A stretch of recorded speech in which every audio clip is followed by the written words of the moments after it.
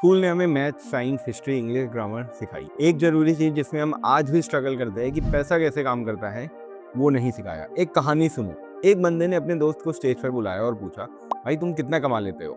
उसने कहा कि 20 लाख एक साल में मैं कमा लेता हूँ। तो उसने व्हाइट बोर्ड पे 20 लाख का अमाउंट लिखा और ऊपर लिखा 1 करोड़। सब्ट्रैक्ट करके बोला, ये 80 लाख तू हर साल लूज कर रहा है सिर्फ इसलिए कि तुझे नहीं पता 1 करोड़ एक साल में कैसे कमाते हैं। ये सुन के शायद लोग थोड़ा अनकंफर्टेबल फील करें, क्योंकि सबसे महंगा टैक्स जो हम पे कर रहे हैं वो इनकम टैक्स नहीं है, वो जीएसटी भी नहीं है, वो है इग्नोरेंस का टैक्स। आज की वीडियो में मैं 5 लॉज ऑफ मनी बताऊंगा और हर लॉ के बाद एक डायरेक्ट एक्शन स्टेप बताऊंगा जो तुम आज से अप्लाई कर सकते हो। सबसे पहला लॉ है मनी लव स्पीड। इसका मतलब ट्रेडिंग करना नहीं है, इसका मतलब है अपॉर्चुनिटीज आती है उनको क्विकली ग्रैब करना, फिर जो पैसा बना उसको टाइम के साथ कंपाउंड होने देना। एक कहानी सुनो। दो दोस्त थे, दोनों ने रियल एस्टेट में इन्वेस्ट किया, सेम टाइम पे सेम मार्केट पे। पहला बंदा बहुत फास्ट मूवर था, प्रॉपर्टी खरीदी बेची, खरीदी रेनोवेट करी फिर बेची। 5 साल में, आई रिपीट 5 साल में 15 प्रॉपर्टी उसने फ्लिप करी। पैसा आया, पैसा गया, उसका टाइम भी लगा और उसने बहुत हार्ड वर्क भी किया। दूसरा बंदा धीमे धीमे एक घर खरीदा, रुका, 2 साल बाद उसी ज़मीन पे 4 यूनिट का कॉम्प्लेक्स बनाया और फिर 2 साल बाद 20 यूनिट की बिल्डिंग खड़ी कर। कोई फ्लिप नहीं, कोई फ्लॉप नहीं, कोई रश नहीं। 5 साल बाद क्या रिजल्ट निकलता है? पहले ही बंदे की नेटवर्थ थी ठीक ठाक, दूसरे की नेटवर्थ 5 गुना ज़्यादा। पहला टाइम के अगेंस्ट लड़ रहा था, दूसरा टाइम के साथ काम कर रहा था। वॉरेन बफे ने भी यही प्रिंसिपल फॉलो किया। 1965 से 2024 तक बर्कशायर हैथवे ने भी लगभग 19 से 20% का एनुअल कंपाउंड रिटर्न, जबकि S&P 500 ने सिर्फ 10% के अराउंड दिया।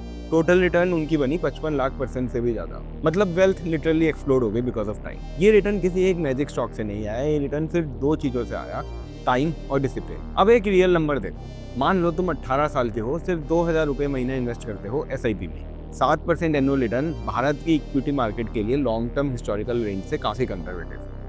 60 साल की उम्र तक रफली 65 से 70 लाख तुम्हारे बन जाएंगे, सिर्फ 2000 रुपये महीने से, 42 साल के पेशेंस से। अब अगर तुम यही SIP 10 साल लेट स्टार्ट करते हो, 18 की जगह 28 साल से, तो फाइनल अमाउंट रफली आधा बन जाता है, बिकॉज टाइम ही यहाँ पे सबसे बड़ा फैक्टर रहता है। तो अब आपको क्या करना है, ये नोट करने के लिए एक पेन और पेपर अपने पास रखो। आज ही अपने डीमैट ऐप पे जाओ, निफ्टी 50 इंडेक्स फंड या ब्रॉड मार्केट इंडेक्स फंड ढूंढ लो, सिर्फ 500 रुपए की SIP सेट करो। अमाउंट से ज्यादा इंपॉर्टेंट है डेट और आप कितने टाइम तक इन्वेस्टेड है। ऑटो डेबिट अपना ऑन कर लो ताकि दिमाग से लोड हट जाए। और एक रूल सेट कर लो, एक बार सेट करो, पहले 3 महीने तक अपनी स्टेटमेंट भी मत देखो। इसके बाद आता है रूल नंबर 2, लेवरेज। लोग लेवरेज सुन के सोचते हैं डेट, और डेट तो बुरा है भाई। लेवरेज का सिंपल मतलब है थोड़ा लगाओ ज्यादा पाओ। एक एग्जाम्पल से समझो। तुमने 1 करोड़ का घर खरीदा प्योर कैश में, घर की वैल्यू 10% बढ़ी, प्रॉफिट हुआ आपका 10 लाख, रिटर्न मिली आपको 10%, सीधी सीधी बात। सेम घर तुमने सिर्फ 20 लाख रुपए लगाए, 80 लाख का लोन लिया बैंक से, 20 लाख तुमने दिए डाउन पेमेंट। घर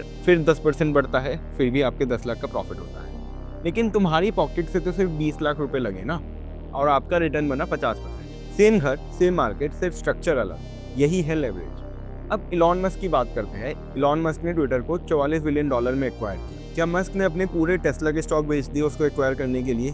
नहीं। ट्विटर को जब परचेज किया गया तो उसकी परचेजिंग मिक्स थी, कुछ लोन से, कुछ अपनी कैपिटल से, कुछ स्टॉक के सेल से। लेकिन कोर गेन सिंपल था, टेस्ला के स्टॉक को कोलेटरल करके लोन लो, क्योंकि उसको पता था स्टॉक बेचा तो तुरंत कैपिटल गेन टैक्स भी लगेगा उसके ऊपर। कोलेटरल पे लोन लिया तो टैक्स डेफर हो गया जब तक एक्चुअल सेल नहीं हुई। इसका रिजल्ट क्या निकला? टेस्ला का कंट्रोल उसके पास रहा, स्टॉक की अपसाइड पोटेंशियल उसके पास रही, कैपिटल गेन टैक्स तुरंत नहीं पे करना पड़ा।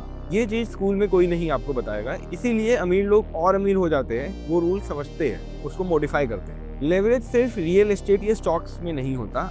नेक्स्ट स्टेप, घर जाकर एक सिंपल काम करो, नोटबुक निकालो और लिखो कि मेरी लाइफ में लेवरेज कहाँ ऐड हो सकती है। कोई स्किल जो मैं एक बार सीख के 100 क्लाइंट्स को दे सकता हूँ, कोई ऑनलाइन कंटेंट जो मैं एक बार बनाकर बार बार व्यू ले सकता हूँ, कोई छोटा बिजनेस जहाँ सिस्टम बना सकता हूँ और लेवरेज का फायदा उठा सकता हूँ। तीसरा और सबसे important law for your daily life, cash flow और इक्विटी। ये 2 चीजें तुम्हारी फाइनेंशियल लाइफ डिफाइन करती है। कैश फ्लो होता है पैसा जो हर महीने आता है, आपकी सैलरी की इनकम, फ्रीलांस की income, rental income, business income या मंथली प्रॉफिट। ये तुम्हारी आज की जिंदगी चलाता है। इक्विटी हो गई आपकी ओनरशिप, जो तुम्हारे पास रहता है, जो टाइम के साथ वैल्यू बढ़ाता है। आपने जो लिस्टेड कंपनी में शेयर खरीदे हैं, आपका बिजनेस में स्टेक, प्रॉपर्टी, स्टार्टअप इक्विटी, ये सब आपका इक्विटी का एग्जाम्पल है। ये तुम्हारे लिए एक फ्यूचर की फ्रीडम है। मैकडोनल्ड्स के एग्जाम्पल से समझते हैं। लोग सोचते हैं मैकडोनल्ड बर्गर बेच के अमीर हुआ। रियलिटी क्या थी? मैकडोनल्ड का रियल गेम था रियल एस्टेट और रॉयल्टी।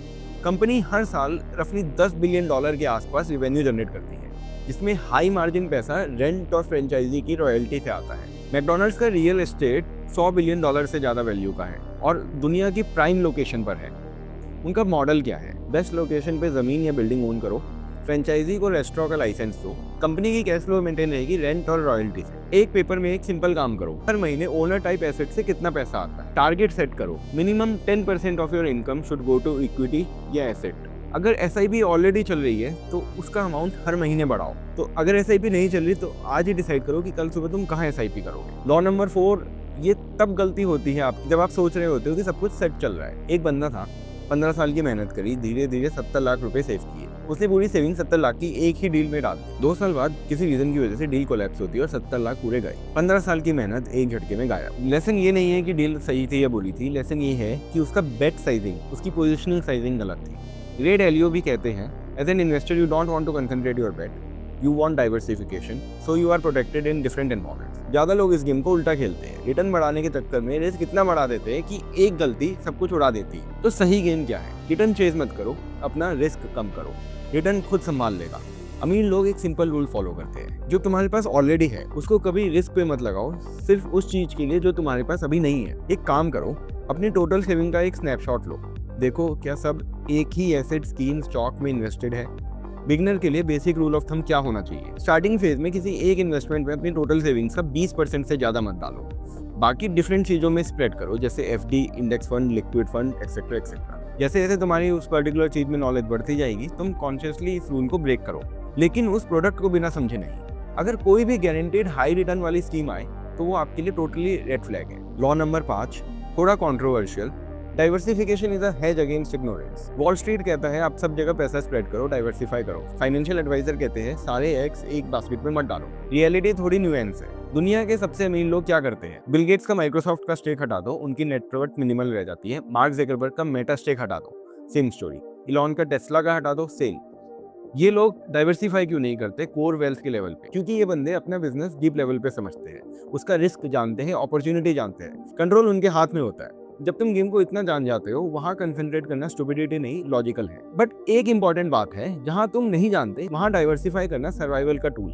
एक सिंपल फॉर्मूला है, एक पेन पेपर लेके 2x2 के ग्रिड बनाओ। द आइडिया इज अपनी स्किल, अपना बिजनेस और अपना नीश, वहां फोकस डाइल्यूट मत करो, वहां कंसंट्रेटेड रहो। आज 10 मिनट के लिए एक ऑडिट करो, लिस्ट बनाओ, मेरा पैसा कहाँ कहाँ लगा हुआ है, हर लाइन के सामने लिखो, क्या मैं ये एसेट जेन्युइनली समझता हूँ। 1 से 10 तक उसको रैंक करो। जहां आपका स्कोर 7 से नीचे हो, वो पैसा आइडियली किसी सिंपल चीज में होना चाहिए, जैसे इंडेक्स फंड या FD, और तुम्हारा कंट्रोल और एज हो। जहां 8 या उससे ज्यादा हो, वहां आप कॉन्शियसली ज्यादा फंड एलोकेट कर सकते हो। सुनो यार, मुझे पता है कि तुम में से कई लोग सोच रहे हो ये सब ठीक है, लेकिन मेरी सिचुएशन अलग है, मेरे पास पैसा बचता ही नहीं है SIP के लिए, मैं क्या करूँ? मैं ये नहीं बोल रहा SIP करना ईजी है, मैं बस ये बोल रहा हूँ कि ये एक चॉइस है। जिंदगी हार्ड तो है ही, अभी आपके ऊपर है कि उसको आपको आज हार्ड बनाना है या फ्यूचर के लिए हार्ड बनाना है। अगर आप आज थोड़ा स्ट्रगल कर लो तो आपका फ्यूचर सेफ होगा, आपका फ्यूचर सिक्योर होगा। एक जेनिटर था, रोनाल्ड रीड। सिंपल लाइफ थी, कपड़े सेफ्टी पिन से पैच करता था, पुरानी गाड़ी चलाता था, जो थोड़ा पैसा बचता वो डिकेड्स तक डिविडेंड पेइंग US स्टॉक में इन्वेस्ट करता। ना ट्रेडिंग, ना डेली चेकिंग, बस बाय, होल्ड, रीइन्वेस्ट। जब 2014 में वो मरा, उसके नाम पर अराउंड $8 मिलियन निकले। उसने मिलियन लोकल लाइब्रेरी और हॉस्पिटल को डोनेट कर दिए। वो कोई IITian नहीं था, MBA भी नहीं किया था, उसने सिर्फ एक काम किया, टाइम को अपने साइड पर कर लिया। अगर आपको ये वीडियो वैल्यूएबल लगा तो लाइक करो, सब्सक्राइब करो, क्योंकि ये तो सिर्फ शुरुआत है। मिलते हैं नेक्स्ट वीडियो में, तब तक पैसा कमाओ और स्मार्ट रहो।